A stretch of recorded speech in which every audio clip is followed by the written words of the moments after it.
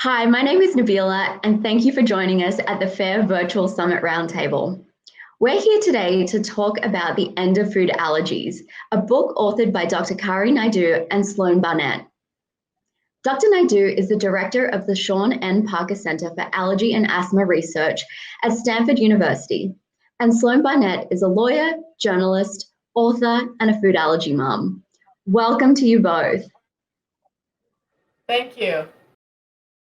Thank you so much. We're so happy to be here. I wanted to start by talking a little bit about your book.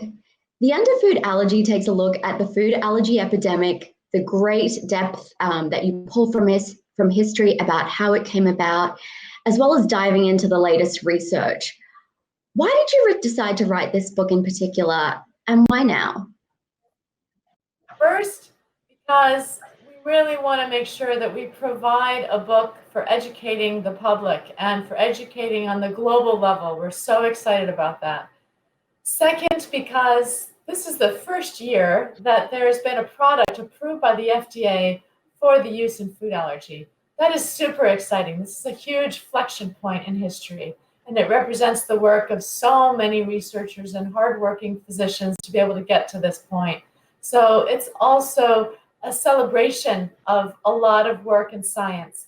And then thirdly, we really wanted to have people understand that there are some hoaxes out there. There are some myths out there. There are some people that have promoted some items that might not necessarily be true.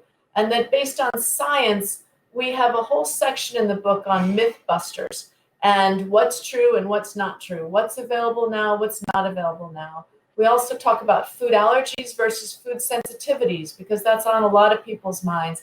And we not only talk about therapy, but we also talk about prevention and diagnosis and how to make sure that we can get ahead of this disease. So we tried to make it a book for everyone, not only people with food allergies, but also people without food allergies. So we really are excited to be here today and talk about the book and what it means. Fantastic. Dr. Nadeau, what has changed in the food allergy space that you want people to know about? I'm really excited that based on a lot of research, there's been a lot of changes over even the past 5 years. Since Sloane and I have gotten to know each other, and when her children went through the immunotherapy years ago, they were the pioneers. And so what we've learned from that is we've learned that the dosing for immunotherapy can be lower and slower and not necessarily causing a lot of reactions while they're undergoing therapy. We've also learned a lot about the mindset of the patients, and Sloane will talk about that more with families and how they're struggling and their perspective on therapy. And that's been really helpful, and that's part of the book as well. We've also learned about prevention. Everyone asks, what's causing this epidemic? Why is it doubling every 10 years? What are the interactions between gene and environment? And so we've learned a lot about ways to potentially decrease the risk of food allergies. And that's in the book as well. So we're really excited about the knowledge gained by many people around the world. And FAIR has been critical to that research. Without FAIR, we wouldn't have been able to have the gain and the progress that we were able to talk about in the book. And I'll let Sloane talk more about what we've learned so far. It's been incredible. It's true. My kids were there in the beginning. There were some before, but we were there early days. And I use that word pioneer because I feel like so proud of them that they had the bravery, although I'm not sure they had a choice. We got to meet Kari, over 10 years ago. Just got lucky to meet a couple at a wedding who introduced us to this fabulous doctor at Stanford. And I took two of my children, one of whom is allergic to peanuts and one to all the tree nuts. Life was hard for us back then. Avoiding nuts is one thing, but it's not so easy to do when you travel, when you want to eat out in restaurants, when you're sending kids off to a lunchroom. I know all the moms out there, they understand because they all are experiencing the exact same thing. It ain't easy. And cross-contamination is out there. Mistakes are everywhere. And so maybe you can protect your kids in your little cocoon, but the minute you allow them out into the world, it becomes very challenging. Stanford gave us the hope to think that there would be a solution. And I think for me, the book is really about hope. We called it The End of Food Allergy on purpose. That's the promise that we can really think about today. It's not over for any of us, but we are on such a great path, as Kari pointed out. Things are changing so quickly, and it's extraordinary to watch the science actually evolve in front of our very own eyes. From the days when my kids started in OIT to today, my kids are headed off to college and they are safe. And they don't carry EpiPens, and they go to parties, not during COVID, and they are able to be out in the world without the same fear and panic that we once lived with every day, and that I know so many moms listening today understand. Yeah, thank you for that, Sloane. I know it can be really, really tough as a mom, especially. So we really appreciate you bringing that perspective. You mentioned oral immunotherapy or OIT, and there are a lot of people in the food allergy community who are familiar with that term. But for those who aren't, can you explain what oral immunotherapy is? Sure. Oral immunotherapy started actually back in the 1900s, and it was actually first published in England. So a person started as a doctor to try to treat his patient with egg allergy. And they started with a very small amount of egg, and they built it up very carefully over time so that at the time that the patient was done, they were at an increased threshold of what they could normally tolerate for egg. And so that process was called desensitization. And it's like building immune muscles. So you start low and slow, and then you build ever so slightly in a safe way so that people basically get used to that food allergen. And it has to be every day. It can't be every week. It can't be every month. There's something to that daily process of building your immune strength so that you can overcome that allergy. And that's the process of desensitization. There are a lot of cells involved. There are a lot of different molecules in our body that are involved in protecting us. And we need to find markers to predict when someone is cured or not. But importantly, that's the process. And during the process, someone can have some reactions along the way because you're giving them back the food allergen that they were originally allergic to. But in that, it needs a trained personnel team. You need trained people in a safe facility to be giving this immunotherapy.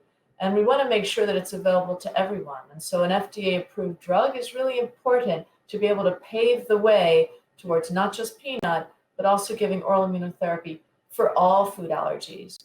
Some of the first food allergies that were done in desensitization were milk and egg. And those types of food allergies are still around in our society, and we need to make sure that we treat people carefully as well as to their exact food allergen. Because you can't treat peanut allergy with milk, for example. It has to be specific. And there are a lot of companies now that are involved in helping out with oral immunotherapy.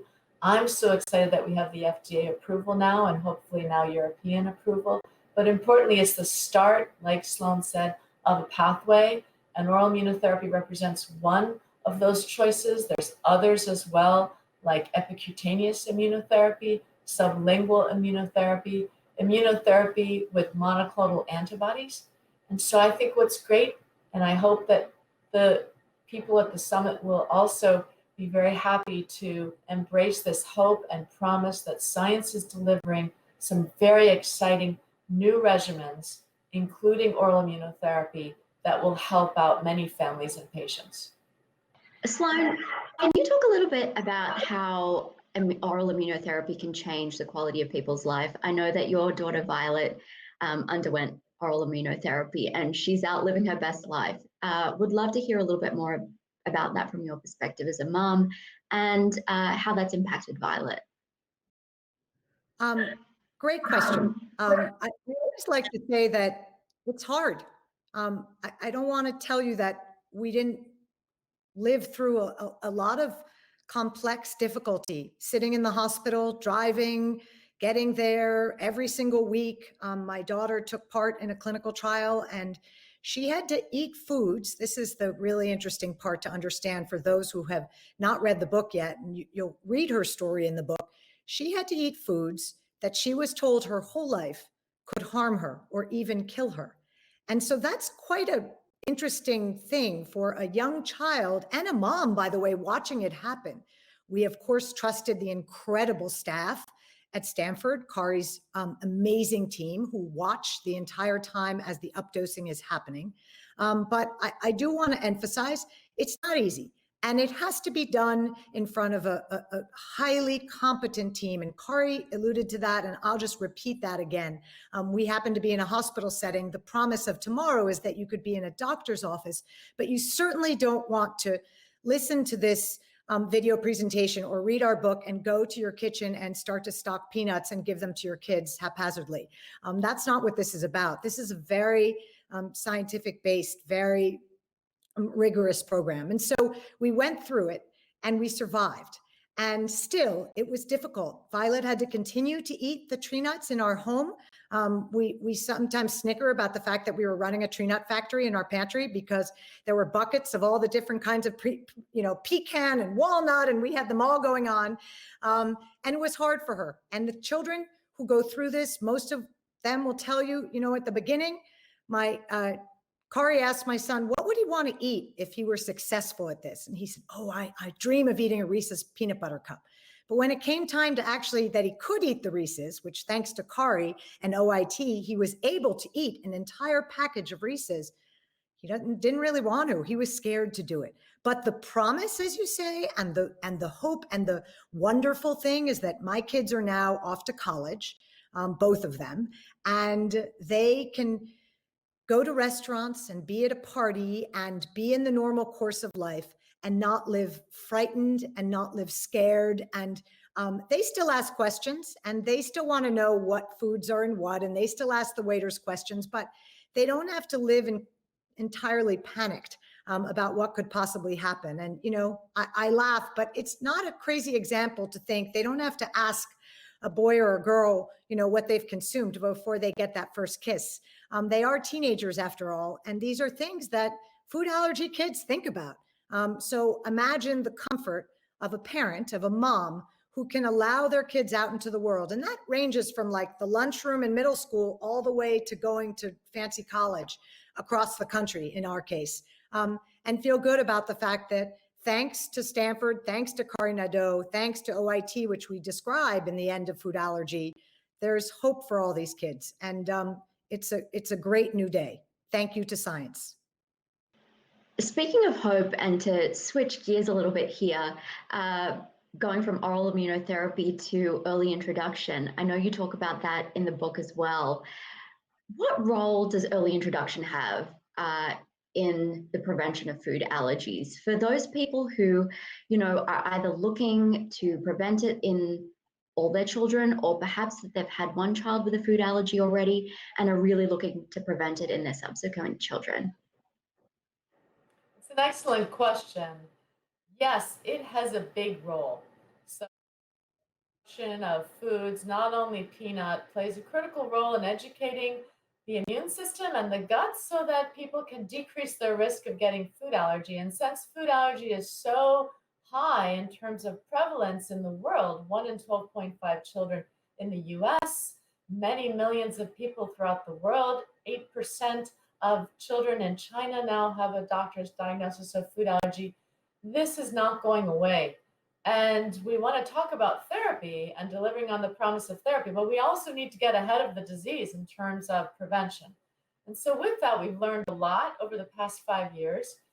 And it's difficult because some well-meaning people designed guidelines back in 2000, not that long ago, just about 20 years ago, to say, avoid foods for infants, don't give them egg or milk or peanut. And in fact, unfortunately, that was not based on a lot of evidence, on strong facts.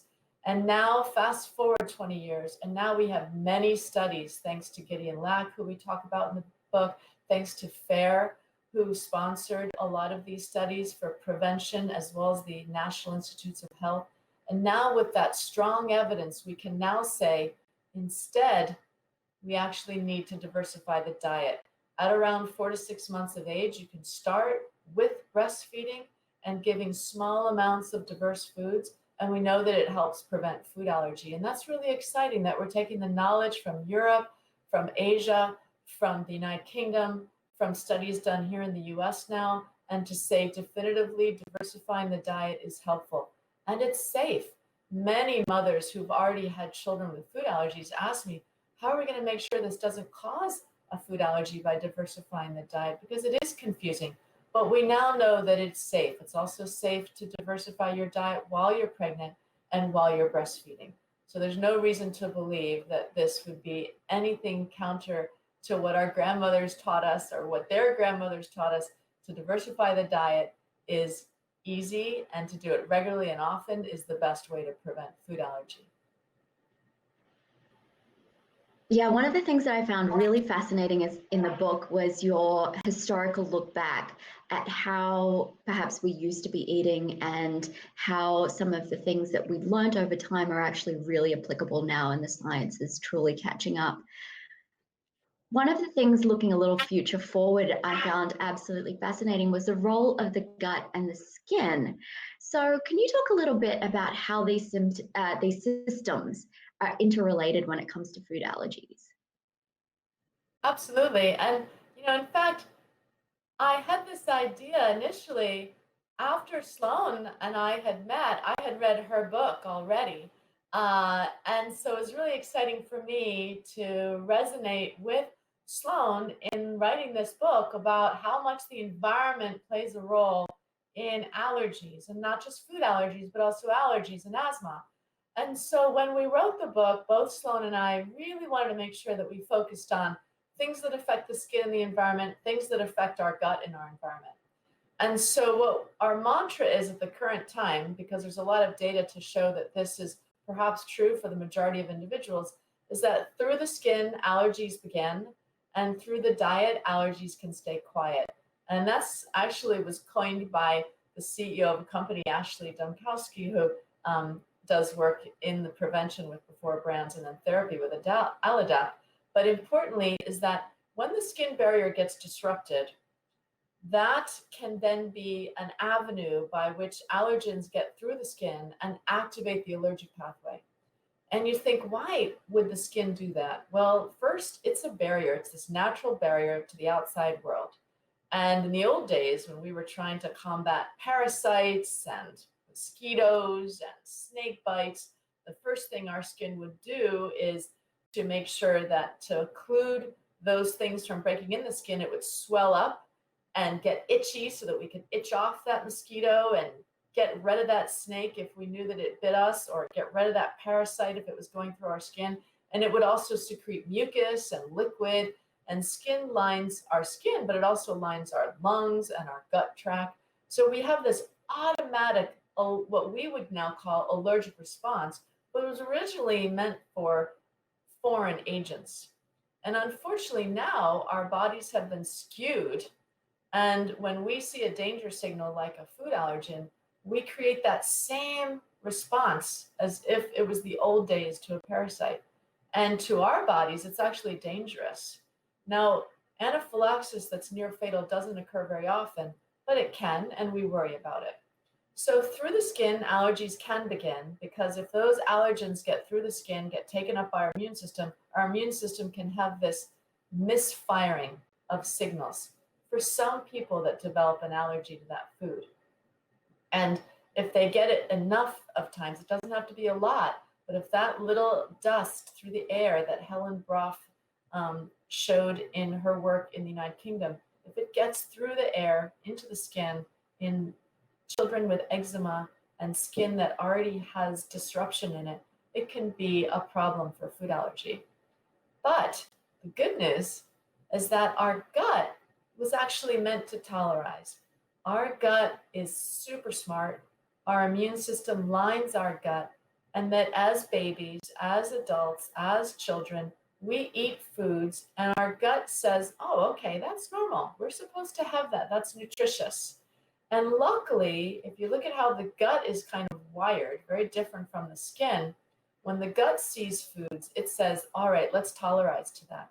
So a baby with eczema, who could perhaps be getting this allergic signaling getting misfired, if they're eating the foods at the same time, they will actually tolerize.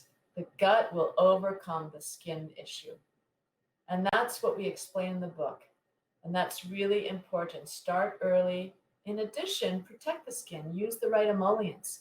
So you can do all of these things at the same time, and that will change our behavior for how we can prevent disease. So we give all of these suggestions for parents and for people without food allergies in the book, so we can start early and try to prevent the disease. I mean, it's absolutely fascinating how interconnected everything is, and that was a fabulous explanation. Dr. Nadeau, it really does appear that no two people have the same exact food allergy in terms of the trigger and the reactions, and the complexity of what you just described could be one of the reasons for that. But I imagine that also has to be one of the biggest barriers to your research. No two people are the same. So what do you do, and what can we do to mitigate that?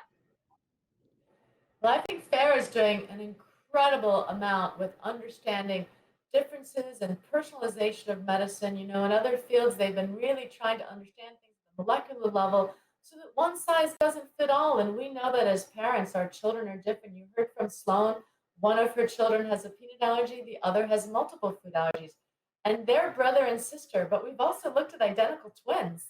And we have identical twins with the same exact genetics, and they have different food allergies, or one will have a food allergy and the other one does not. So like you said, people are different, and we respect that. We admire that. It's wonderful. And to include everyone in access to immunotherapy and prevention is what we're all about.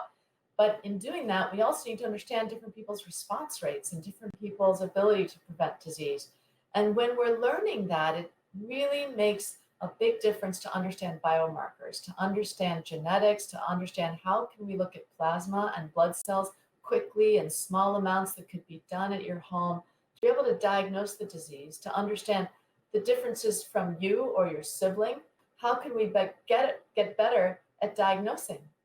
And with that diagnosis, FAIR has been working very hard with the community to try to take away the need for doing food challenges, because food challenges also don't fit all. Lots of people respond differently to food challenges. And so I know that FAIR is working very hard to look at biomarkers that could replace food challenges, look at markers that define each individual to create the right therapy for them that might not necessarily even be the right therapy for their identical twin, because that's how different people can be. Yeah, and that's why it's so important that everybody shares their food allergy journey if they're willing to. And I know that the FAIR Patient Registry really helps make sure that there's lots of diversity amongst the people who can be researched. So if anybody's looking to get involved, you can join that way. Sloane, you know, there are so many challenges, you know, as a parent for a child who has food allergies. Can you talk a little bit about just even emotionally how things have changed since Violet has undergone oral immunotherapy? What's changed for your entire family dynamic and for you? Food was frightening before.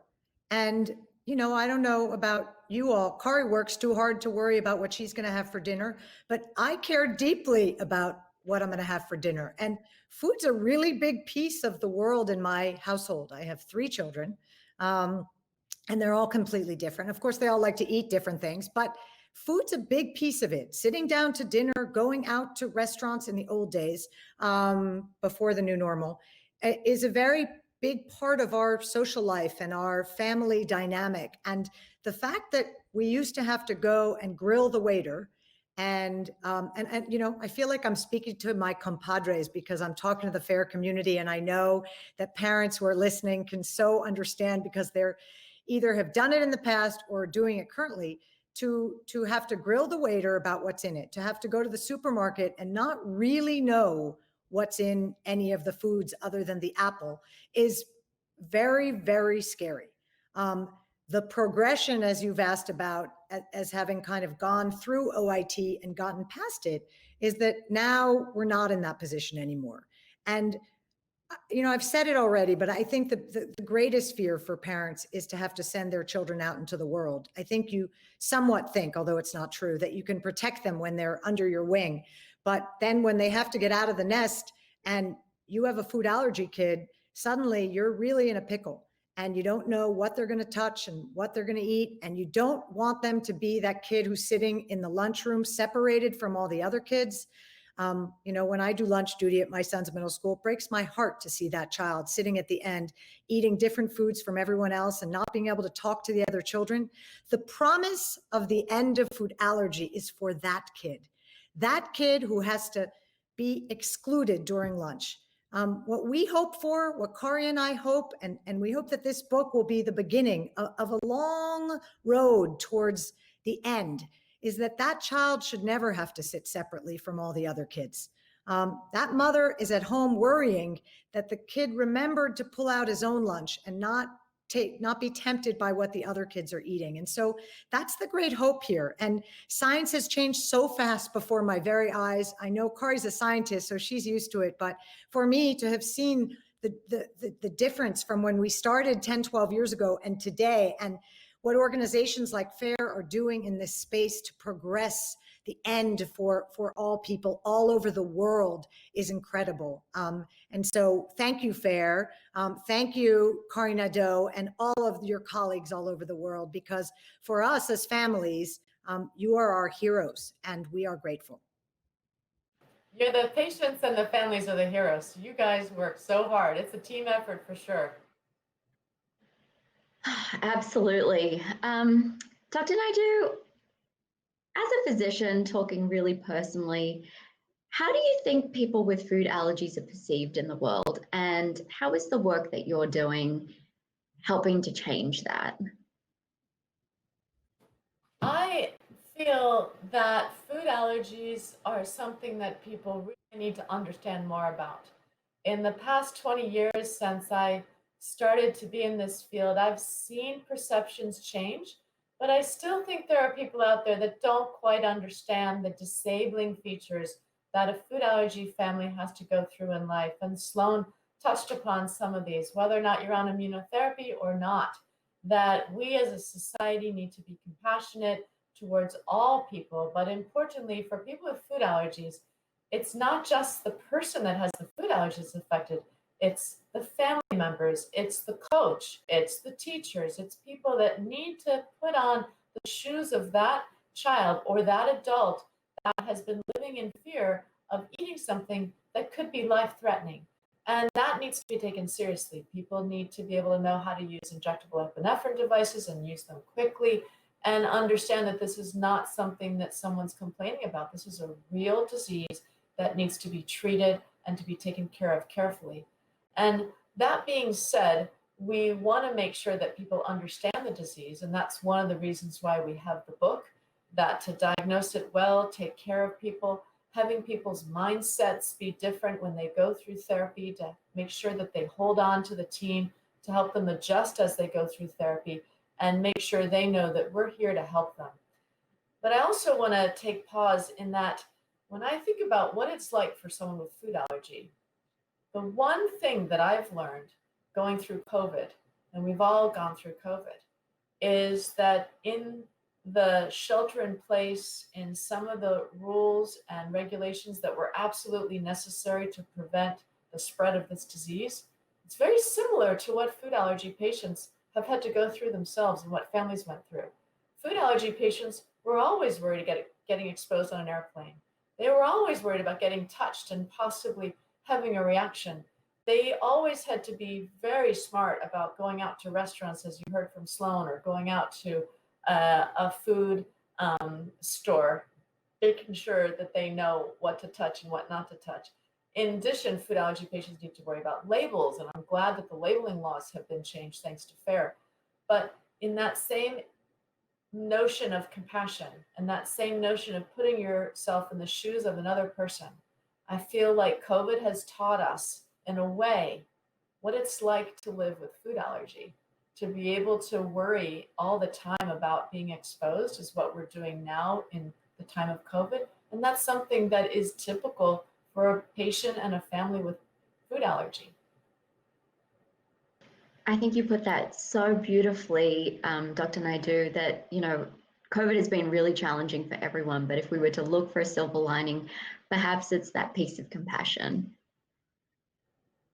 So you titled this book, The End of Food Allergy.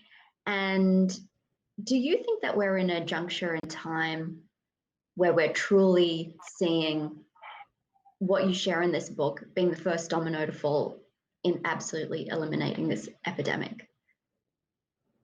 It's a great question. I think, like anything, you've named it really well. It might be the first domino to fall. In many things, we're looking for that to be able to end a disease. And I'm very careful to not say the word cure, because to me, cure means we have to make sure that person is protected and doesn't have food allergy until they're 100 years old.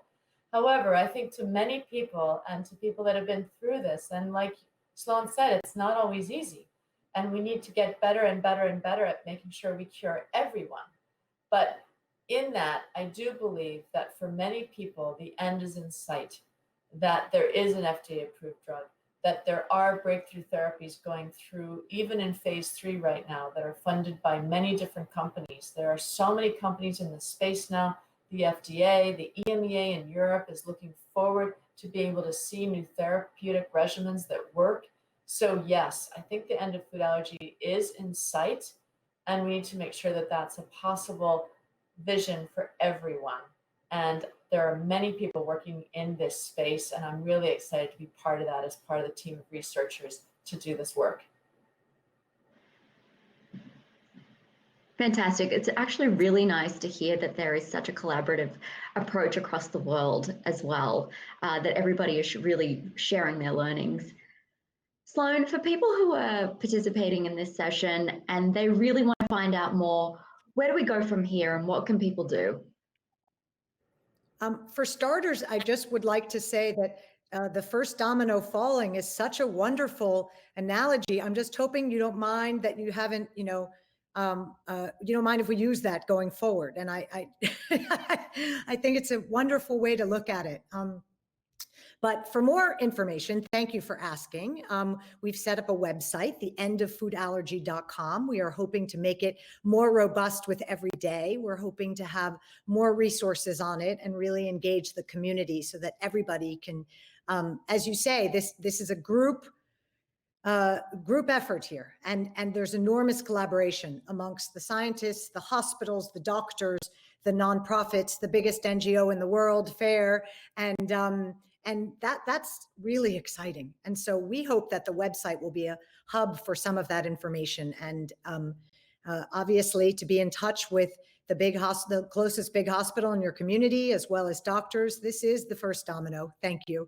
And so our dream, I think Kari would agree, is that this be available to everyone all over the world. We've been so excited about worldwide interest in the book. That's a new thing for me, and I know that made Kari so happy to know that we could sell the book in countries all over the world, because it meant to her that people were really interested in this topic and interested in disseminating the right information all over the world. And so for us, that was a really great thing, and very exciting. And we just want to spread the good word. And so we're so delighted to be here and that you would have us. And thank you for the first domino. I hope you won't mind if I use it going forward.